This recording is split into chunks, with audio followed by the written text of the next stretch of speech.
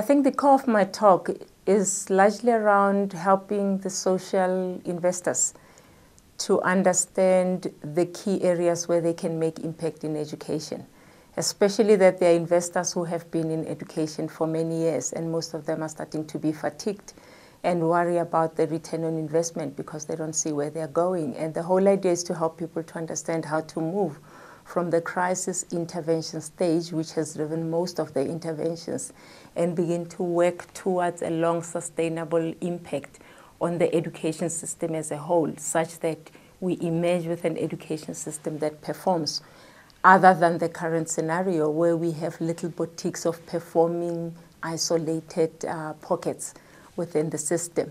The idea is to say whatever we do as we intervene in education, how do we lift the lessons that we come up with, especially those that make us successful, and share them openly, collaboratively, in a way that assists other innovators to improve on the work they're doing, but most importantly, influencing the wider system that carries education.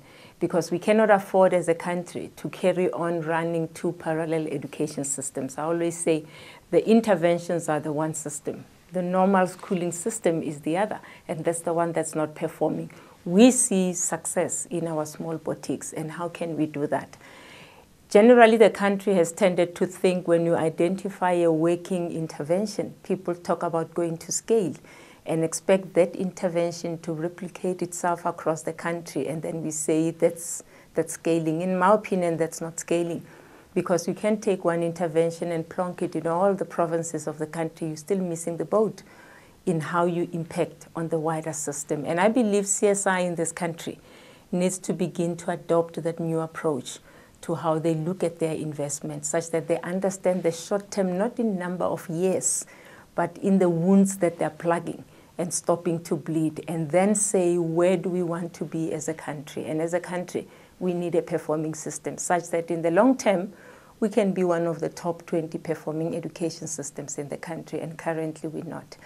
Some of the challenges that the CSI practitioners have raised are questions like, when I have money to invest, where do I go and how do I do it? And my approach has always been, first understand the system that you want to participate in, because that's the education system. Understand what it is you're doing, and I summarized by saying the critical entry level is making sure that the interaction, the relationship between the learner and the teacher in class is made possible. If we can get that right, then it's very easy to say what next layer has to support that interaction, which becomes your school organization or your school leaders. Once you've understood that, then you know the role of the school leader, and you can say what's the value of a district level, what's the value of a provincial and national level. All of these subsystems have to work towards supporting the interaction at school level between the learner and the teacher. Then we would have had it right.